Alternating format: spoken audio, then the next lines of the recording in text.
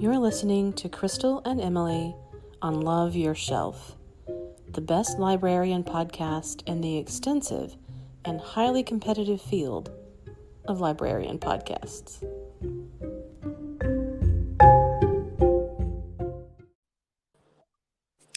Oh, why hello. Long time. Now I'm in Christmas mode now. Oh, good. All right. I've put on my Santa hat. Yeah. You know what? I was actually thinking about, I saw some kind of,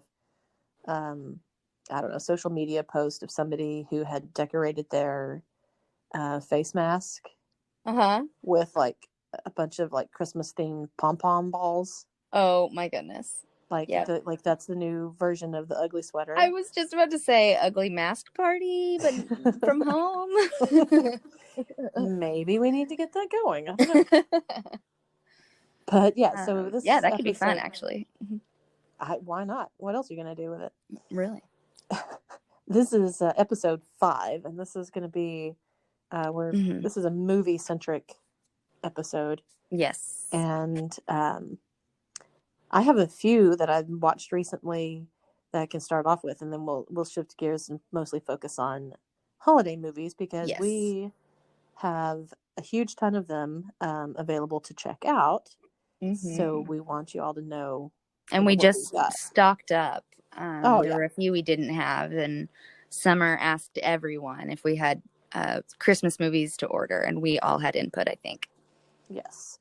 And on December the 18th, we have partnered with Historic Sites and Parks and Rec to put together holiday family, what do we call it? Holly Jolly craft boxes. Something. Holly Jolly is involved. Oof, yes. I should know, but yep, it's going to be Holly Jolly.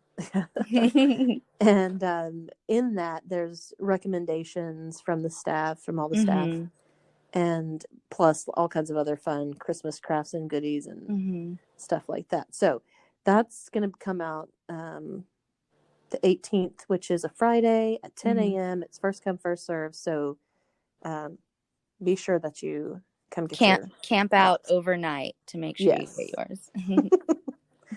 We'll allow it for that. Yeah, please don't actually camp out, guys. No, it's good, but it's not worth camping out. Yeah, no, sleep in your own bed and then come like a normal person. Yeah, we will not be here overnight to guard the boxes or anything. That's right. But so recently, first of all, I'll start with last night. I watched Just Got a Wild Hair to watch Office Space. Oh, nice. I haven't seen that one in a while. Me either. It's been several years. And if you haven't seen it, which I really can't imagine how many people have not seen this, it's 20 years old, you know. But little did I know 20 years ago, like, I had just gotten my first taste of like adult work life when this movie came out. And so, you know, I thought it was funny. You were like, I get it now. I get it. Yeah, I was like, I get it. But now I get it so much more deeply. I bet. Because I think the last time I watched it was years and years ago. So I'm sure that I've gained some insight since then. Yes. I mean, like, I've since, you know, actually worked in places that had cubicles. I don't recommend it if you can find it. Yeah. And, you know, then there's the waitress who has to have her pieces of flair. And just sort of the, you know, nonsense that sometimes comes out of any working scenario, you know. Yeah. So, I mean, every job has its things. And there's a quote in it you know, just as a refresher, the Ron Livingston plays the main character, and he works in this like software company, and he basically tells these consultants that come to his office that he basically does about 15 minutes of actual work a week. And the rest of it is just, senseless pretending paper shuffling, Yeah. And he goes with his girlfriend to be hypnotized, which I totally had forgotten that's what set it all off. I forgot that was a part of it. Yeah. Yeah. And so he goes to be hypnotized, and the guy tells him, relax, and you're going to go more deeply relaxed or whatever. And that instead of counting him back in, which is totally not how hypnosis works, but you would know. I'm just kidding. I mean, I am hypnotizing you right now. But instead of like counting him back and like snapping his fingers and waking him back up, the hypnotist dies. And so he's like stuck in this like super relaxed, doesn't care about anything place. Oh, can I go there? That's what I thought too. I was like, I'm sorry. I wouldn't want the guy to die, but can we just don't count me back in. Yeah. And so there's the quote from the movie where he's like, I did absolutely nothing, and it was everything I thought it could be. Oh, can I get that on a bumper sticker? We have been talking about that, you and I, lately, that, yep.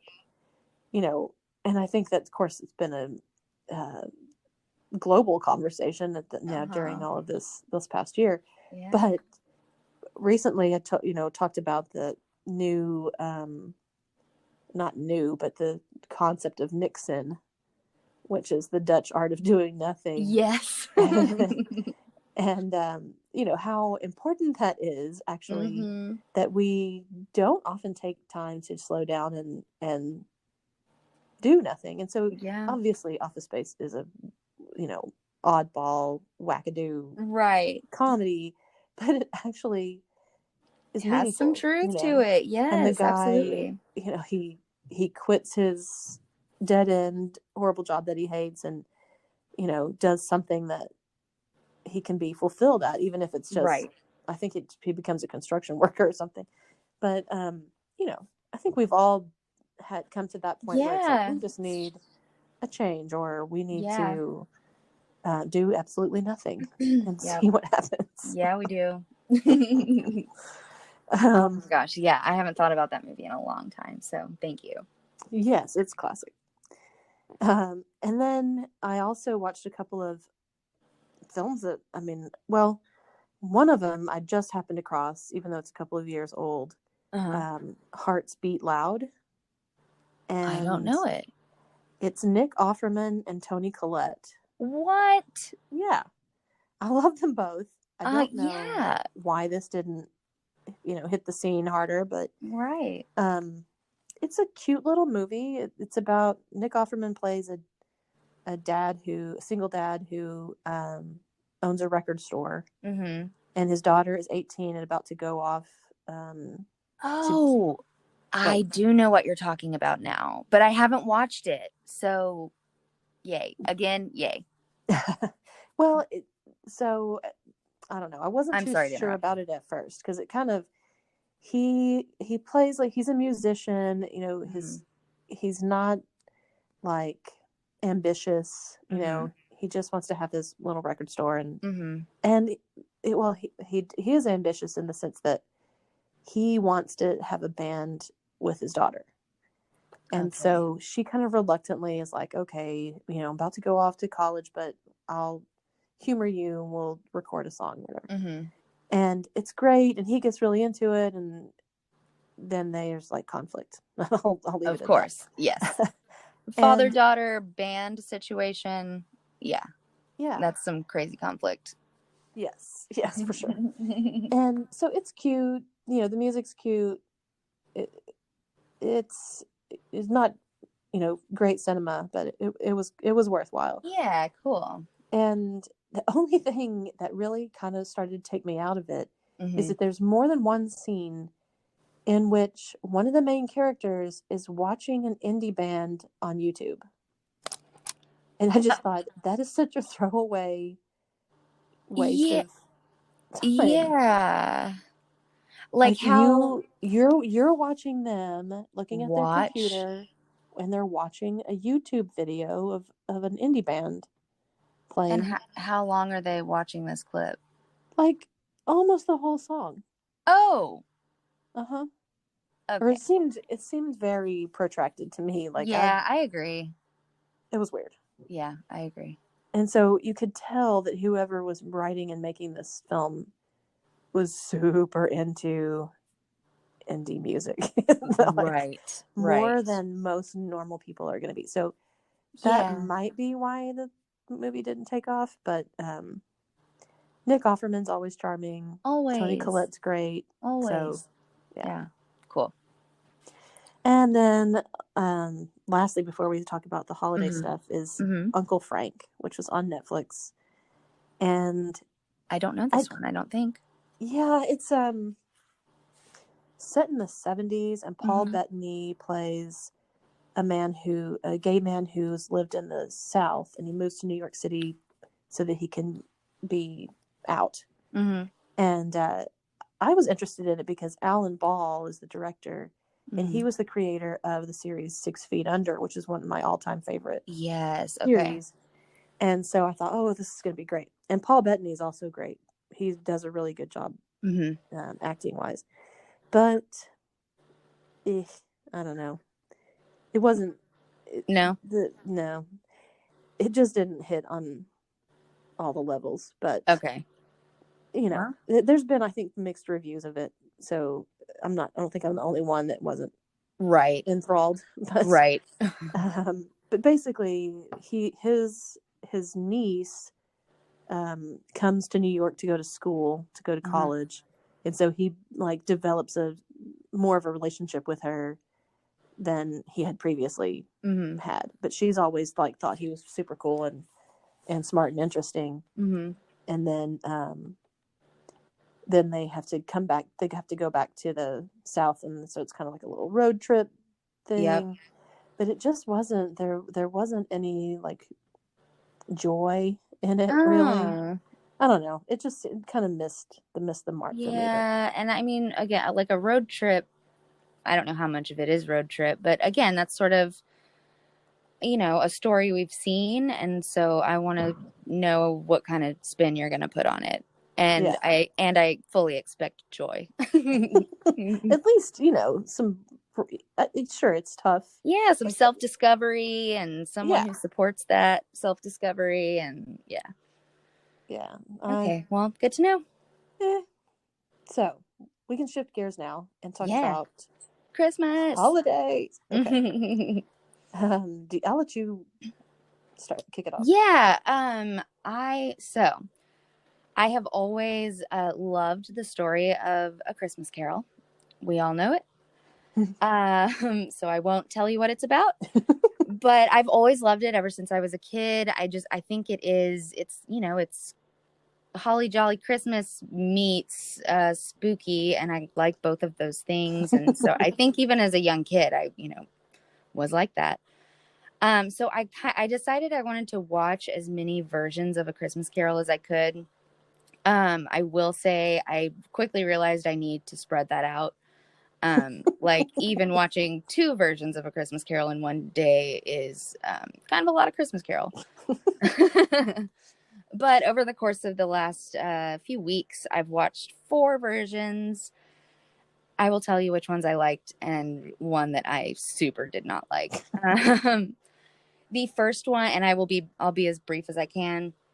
The first one I watched is Disney's A Christmas Carol. It's a computer animated. It came out in 2009.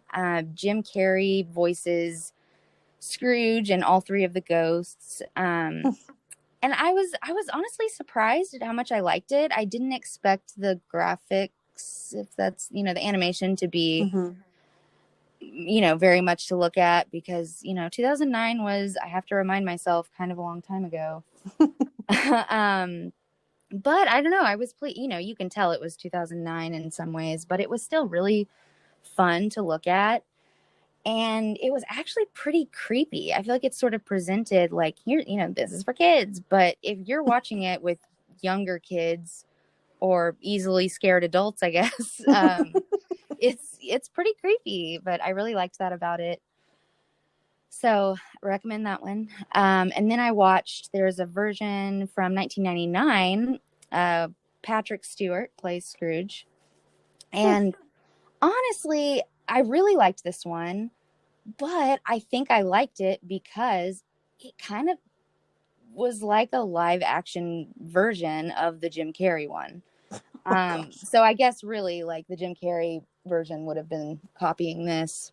So I kind of felt like I was, I enjoyed it because I enjoyed the Disney version, but I don't know. I'm not going to unpack that in too much I haven't detail. seen either of those, so I can't comment because I didn't know that either of those existed. Yeah, I like Patrick Stewart as Scrooge a lot. Yeah, it was, and again, it's creepy. It felt the same, but maybe don't watch them in the same day again. And then, okay, there's this weird one. FX last year came out with a mini-series version. It's how odd. Yeah, and so it's, if you watch it on Hulu like I did, it's just a 3-hour movie basically, because it's not split up into episodes. So that's right away daunting. It's how, again, it's like how our minds we've been trained to, like I can watch, 8 episodes of something as long as it's in episodes, but for some reason a 3-hour movie just feels like a lot. But that book, go ahead. That story, I mean, it has its limits. How do you get 3 hours out of that? That's what I was about to say. I mean, that book is like 10 pages long and somehow they stretch it into 3 hours. And I say somehow because I didn't finish it. It was boring because what's the story here? Guy Pearce plays Scrooge, and I'm sorry, but he's not old enough. Like, no. Instead of being this, like, curmudgeon, like grumpy old man, he's just a middle-aged man who's a jerk. And weirdly, a lot of the story is told from Jacob Marley's point of view as a ghost and his journey and as a ghost, and I don't care to know about that, so like I'm gonna call 0 stars. Bah humbug. Yes. Bah humbug is the Bah humbug, exclamation point. And finally, A Muppet Christmas Carol, and that's just one of my favorites at Christmas anytime. So I super recommend that one. It's so silly. I had forgotten how funny it is. I forever just think it's hilarious when they have humans acting alongside the Muppets. And it's Michael Caine as Scrooge. So I don't know. I really love, him talking to Muppets. It's so funny. And it kind of makes fun of itself a little bit. It's great. That's classic. So aside from those, I think you watched it too. We talked about Holidate on Netflix. Yes. It's a rom-com, and it was fine. Like, I feel like it was I would put it on while I was doing something else kind of thing, it was fine. I laughed at some parts, and I like Emma Roberts as the lead, and I like her. I think she's a really talented young woman. But I definitely had some issues, but they're the same issues that I would have with any sort of cheesy romantic comedy. So, it kind of is what I expected, at least. Well, there is a formula for that, and very rarely do they deviate from it. So Right. you kind of know what you're going to get into, And so, I don't normally turn those kinds of things on. Just same. I don't know why I did, honestly. And I did too, and it was. I think it is just that, we do, or I know I do, have more time on my hands because I normally would be doing things in the evenings, but now I'm sitting at home, so that might have been the impetus. Yeah, it was like a Saturday morning. I had gotten up and I was just kind of like, well, I don't feel like, searching for something to watch. So, this will do. Yeah. And it was fine. It was fine. Yeah. Where you just like, whatever is the first thing that pops up, you just click on that. Yeah. Right. Right. It could have been worse. Really selling it. Yeah. I mean, that's kind of funny. Yeah. No, again, I chuckled at, there were some parts that I chuckled at, but, and then this is the really silly one. I also mentioned to you, I don't know if it was actually, made by Hallmark, because now Netflix and Amazon are, making their own Hallmark style movies because they know, that the people love them. And so, and I love to laugh at them so much. It brings me so much joy. Oh, if the acting is bad, I love it even more. If the story is bad, I love it even more. So I watched one recently called A Christmas Movie Christmas. And it's about a young woman who loves Christmas movies and wishes she was in one. And it's, I don't know, like Santa grants her wish kind of situation. And she and her sister they're very, she and her sister are close, but her sister is kind of a Scrooge, and she thinks she's, her sister's dumb for being so jolly. And so the next day, she and her sister wake up and they're in a Christmas movie. And, so it's like, when am I going to find my love interest? And, she, of course, has to like save a Christmas carnival kind of thing. And honestly, I haven't finished it yet, but we all know it's going to happen. So I'm not, super mad about it, but it cracked me up that it was just like kind of a brain overload. Whoa, Christmas inside of Christmas. I think that would be a funny one to watch as a group. Yes, it would be. It was, yeah. Oh, it's good. Good and bad. Yeah. There's plenty of those. So that's what I have for Christmas movies right now. And that's aside from my sort of usuals that I watch every year. This was me branching out a little bit. Yeah, I have not watched any of the usuals yet, but it's early days, where it is. I forget it's only the 9th. Yeah. Right now. But we've got so many DVDs that have started arriving for people to check out. So I wanted to run through those, and we can talk about what our favorites are out of that list. There's a couple that I have not seen. So one that we ordered is called The Man Who Invented Christmas. Right. Which is about Dickens, right? Yep. I think it's about him writing A Christmas Carol. Yeah.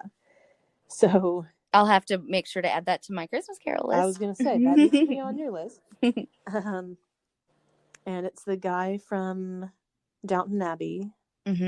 What's Dan? I can't remember his name now. Stevens? I want to say Patrick. Is it? Dan okay. Patrick? I don't know. Oh, maybe. Anyway. Yes. I was going to say, we'll edit over this and say what the name is, but we probably won't do that. We're just going to leave it there. Yeah. You guys know who we're talking about. Yep. You all have phones. You can do a Google. And then we ordered a copy of Scrooged once again, another version.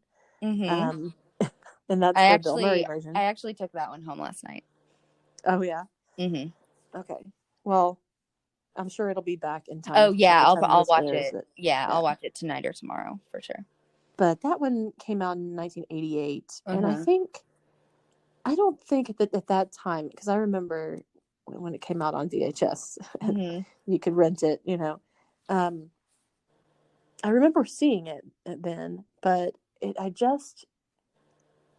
don't know if the humor went over my head or I just wasn't a Bill Murray fan at the tender age of yeah 11 or 10 or whatever. yeah I couldn't appreciate yeah So and I don't know that I've watched it as an adult, so I we'll know have to I report watched back. it probably again in my early 20s or something, so I know I've seen it. I remember nothing about it. I'm sure once I put it on, I'll it'll come back to me, but nope. So we'll see how I like it. Yeah, and you'll have to report, and then that'll be my deciding factor for if I'm gonna watch it too. Worth revisiting. But another one that we ordered is like a compilation of all the Rankin Bass specials, so like Rudolph and Frosty the Snowman, and there were a couple of other ones. Yeah, that are in that compilation that I don't think I ever saw. Is the little elf one? I can't remember the elf.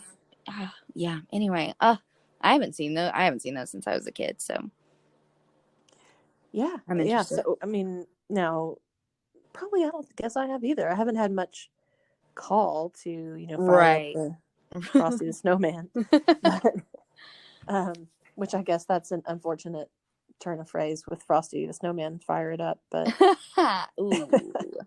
That's a little okay, rim shot dad joke there, but no, nah. I have a tendency to do that. Yeah, no. They know that we have a dark side. We've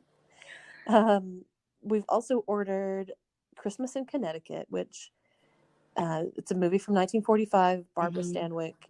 It's delightful. It's another one I've not seen. Yeah, it's really good. It's about a woman who is like I want to say like she's like a Susie Homemaker type of like has a brand, she's like known for being like cooking and entertaining and all this, but she doesn't know how to cook or do anything. Oh, like Martha Stewart before Martha Stewart, and if she didn't know how to cook or do crafts. Yes, exactly. And so she's basically kind of gets found out that she's a fraud. Oh, that's funny. And then there's a 1992 TV movie version of it with Chris Christopherson. Oh, nice. Which this was something that's one that we watched as a kid because we are big Christopherson fans in my family, and so whatever he's in, we'll watch that. Right. But this movie was directed by Arnold Schwarzenegger. What? Yes. I didn't know that he directed. That may have been the only time. Huh. So, and it's a good one? I haven't seen it since I was a kid. Okay, so can't speak for it now. No. I mean, I have a feeling it's maybe not great. TV movies in the early 90s probably weren't the highest quality. And I would just be shocked if, the only movie Arnold Schwarzenegger directed was a total hit and he just decided to, not pursue that. Yeah. So maybe he just didn't enjoy it. Who knows? Yeah, maybe not. Decided to go into politics instead. That's what it was. Yep. But anyway, so can check those out. And then we also ordered new copies of Elf, which obviously that's classic at this point. But that's one of those that came out when I was already an adult, and so it didn't resonate with me like other Christmas movies, Sure. Like the ones that I rewatch are the ones from when I was a kid. Right. Yeah. I was in 9th grade. I was, 14. And I remember my friends and I, quoting it a lot. It was young for us, but we were still young enough that we, I don't know, laughed a lot at the goofiness of it. Right. So, and I think my family might have seen it in theaters together. Yeah, we did. So, and we didn't do that a ton. Usually if I went to the movies, it was with a friend or something. So, yeah, that's a nice memory. Yeah, that was one of our Christmas traditions on Christmas Day in the afternoon to go to a movie. Yep, we did that too. What else? We also are getting a copy of Holiday, which I think it's the one with Kate Winslet and Cameron Diaz. Oh, where The they, like, Holiday. switch. Yes. The Holiday. Mm-hmm. Mm-hmm. Where they do like a house switch. I thing. watched that one not that long ago. Really? I yeah. watched it when it came out. Yeah, it's cute. It's good. Yeah, it is. It is.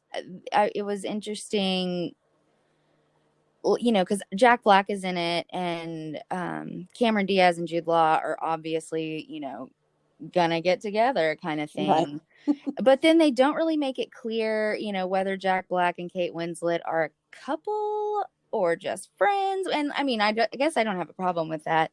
I just thought it was interesting, and it kind of made me wonder why. Like, is it because Jack Black's not like your typical suave movie star? I don't know. I don't know. Yeah, the casting was a little weird. It was, even though I adore Jack Black. I do too. He's hilarious. He is. But yeah, it was kind of he's so broad sometimes. He's not known for subtlety. Right. And so that's kind of hard to rein into like a somewhat serious character. And they do make his character really sweet and charming. You know, he'll do kind of a Jack Black, you know, funny voice or singing or whatever. Anyway, it is a cute movie. I recommend it if people haven't seen it. There's also Home for the Holidays, which has a great cast. Robert Downey Jr. It's directed by Jodie Foster. I've not seen it. Oh, yeah. Definitely recommend that one. Yeah. It's like it's a family quirky comedy, but you know, they have family issues. But yeah, that's another one that we're getting, and it's good. Let's see. Oh, Mixed Nuts is another one. Summer just brought that to my desk. I've not seen it, and I'm really excited. Yes, so that is a Steve Martin movie, and it is riotous, but it's also the premise is dark because he works for a suicide hotline, but it's so, I don't know. It looks like it's the hard characters are really wacky, and I don't know what kind of parts they play, but I'm looking at the cover right now, and they're dressed in all kind of costume, and I'm looking to LOL. So yes, you definitely will. That's great. A classic Steve Martin. Nice, one of the best. Yay. So we've got all of those and some more as well, I'm sure. And we're, you know, fully in Christmas gear over here at the library. We've come see been decorating. We are decked out, man. Decking the halls. And so, you know, you can come take advantage of that, and don't forget about getting the Holly Jolly family craft kits that are coming out on the 18th. And you know, we've got other things happening as well, so the library's open. You can come in, you can check these things out. We'll, I'm sure, have displays of other kinds of Christmas things like cookbooks and children's books and stuff like that. Trying to keep lots of children's books out for easy access. Absolutely. So I think that wraps us up, right? Yeah, wraps us up for Christmas. Oh, that's a worse dad joke than mine. We're here all week. Not really, just once a week. Which is plenty. Yep. Let's be honest. Right. We know our limits. Exactly.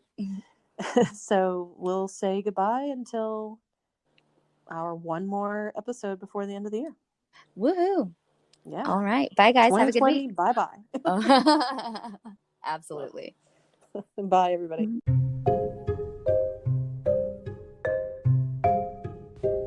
Afraid you missed one of our scintillating selections? Check out wakelet.com, and you'll find a collection of all of the titles that we have mentioned on our podcast.